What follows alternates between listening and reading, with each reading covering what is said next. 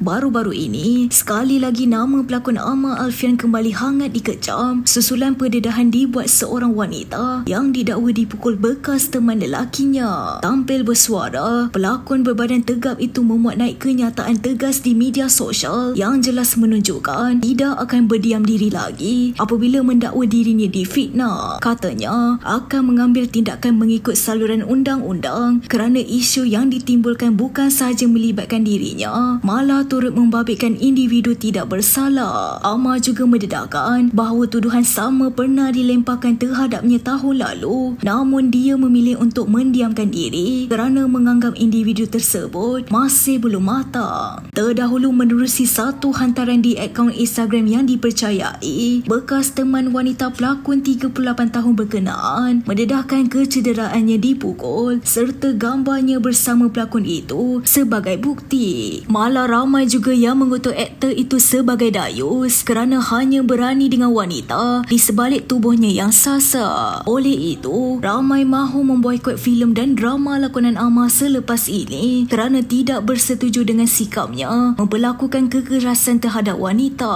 Pada masa sama, Ketua Polis Daerah Petaling Jaya iaitu Asisten Komisioner Syarul Nizar Jaafar seperti dilaporkan media mengesahkan menerima laporan oleh seorang wanita yang mendakwa dicederakan teman lelakinya pada Isnin. Kejadian dilaporkan berlaku di sebuah kondominium di Damansara Petaling Jaya. Malah Amar menganggap tuduhan tersebut sebagai keterlaluan hanya kerana dia sering membawa watak antagonis dalam drama serta filem lakonannya. Jangan membuat sebarang spekulasi yang boleh mencetuskan kontroversi. Apapun, semoga kebenaran terungkap dan keadilan berada di pihak yang benar.